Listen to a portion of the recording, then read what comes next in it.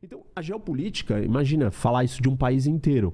Ela vai dar as bases, as fundações sobre qual o nosso país foi construído. E por que ele seguiu para certos lados e não para outros. Então, você parte da premissa geográfica para explicar a história daquele lugar, aquele país. E então, para os geopolíticos, a geopolítica é a melhor ferramenta de previsibilidade ou de indicar o que vai acontecer. Ela retira vários elementos humanos. Certo. Então, por exemplo, Putin. Qual é a personalidade do Putin? A geopolítica não quer saber disso. Não é importante o indivíduo. Não. Por quê? O que é importante? O ambiente, o contexto, onde você está inserido. O contexto te força a agir de certas maneiras. E você não consegue vencer essas imposições da geografia. Quem é que estuda geopolítica? Não é população, não é um negócio que você aprende na escola, não é uma coisa comum. Quem são? É a alta esfera de poder. No Brasil, quem estudou geopolítica? São todos os caras que pensaram o Estado brasileiro. Quem que nós estamos falando? Os grandes geopolíticos são militares, são pessoas estadistas, são pessoas que pensaram a visão estratégica do todo do Brasil e do mundo. E isso é no mundo inteiro. E as teorias geopolíticas são as que movem os movimentos estratégicos de todos esses países. Então, assim, os russos são mega estudiosos de geopolítica. E eles não dão um passo sem fazer isso. Os americanos também. As grandes nações que estão nos jogos de poder mais avançado, elas estão todas olhando para as teorias dos geopolíticos. A China. Todos. Porque eles estão pensando assim, qual é o tabuleiro que eu estou jogando? Quais são as coisas mais fundamentais? O que você precisa para viver? Entendi.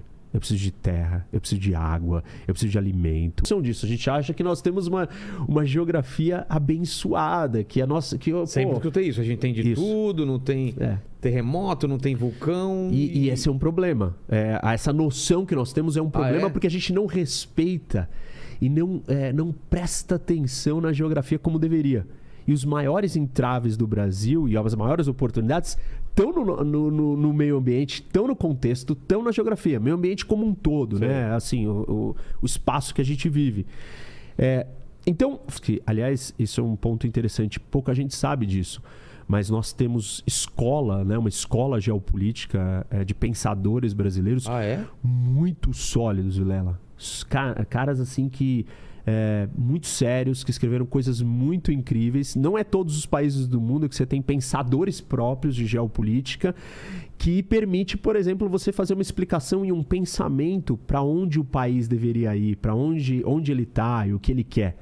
Tem países que você não tem esse tipo de pensamento orgânico ali. Normalmente, pessoas que estão mais à esquerda tendem a colocar a ênfase e a força do ambiente em questões sociais. Costumam dizer o seguinte, o crime existe por uma sociedade injusta, um local terrível, sem oportunidades de vida. Então ele coloca uma ênfase muito grande e tira um pouco da possibilidade do indivíduo se libertar daquilo ali e andar pelas próprias pernas. Até na questão ambiental. Pensamentos mais à esquerda são mais preocupados tendem a ser mais preocupados com a questão ambiental. E aí quando você fala da direita, ela desconsidera mais esses fatores nessas áreas, talvez social e ambiental, mas ela coloca uma ênfase muito grande quando você fala de estratégia de segurança nacional, de defesa, que são assuntos que normalmente a esquerda não se preocupa e não leva a sério. Então olha que curioso, os dois respeitam, os dois lados de você ver o mundo, respeitam a força do ambiente, do contexto. Uma vai olhar de um lado e outra... Só que uma só aplica para certas áreas da vida e rejeita para outras, e a outra só aplica para outras áreas e rejeita para outras. Isso mostra que, na verdade, o elemento está presente em todos os pensamentos. Não tem como a gente eliminar o contexto. Basicamente isso. O que é contexto? Ambiente, espaço, lugar. Momento histórico. O momento histórico ele é diferente dependendo do lugar que você está. Entendi. O lugar é mais... tipo assim, a história ela acontece em algum lugar. Ela não acontece no vácuo, entendeu? Tanto que estudos determinam clima. E clima é um dos fatores super impactantes na vida das pessoas. em vários aspectos. Já vou voltar para o clima. Agricultura, performance humana, produtividade. Então a gente tem vários estudos que mostram que você comete mais erros cognitivos no calor.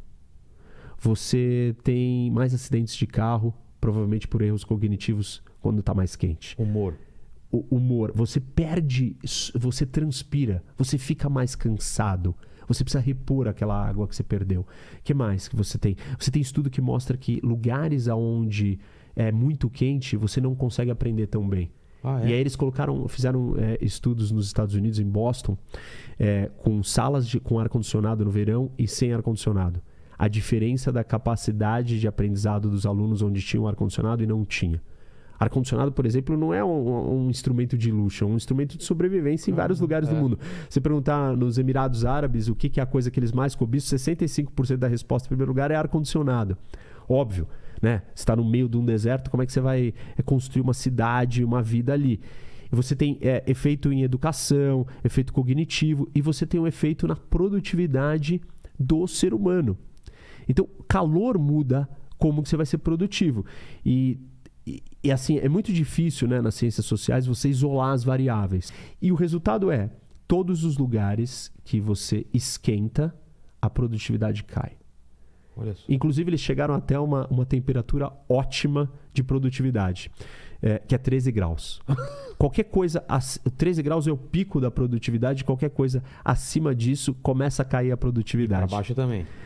Para baixo também. Tá. 13 graus é o lugar, é o topo do pico da produtividade.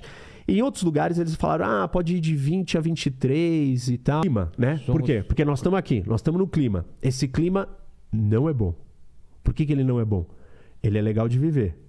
Assim, tipo, não quero passar frio, quero ir pra praia, quero tomar uma cerveja, gostoso. Mas, para o desenvolvimento humano, ele é problemático. A história da formiga e da cigarra. Certo. Porque o clima fez permitir que nós pudéssemos trocar conhecimentos entre, sei lá, Lisboa e Tóquio. Tá. O que acontecia? Uma tecnologia que era inventada aqui, ou um alimento que era plantado aqui, podia ser plantado aqui. Entendi. Porque é o mesmo clima. Entendeu? Então, a disposição geográfica dos continentes, ela possibilita explicar por que os europeus colonizaram as Américas e não as Américas colonizaram a Europa.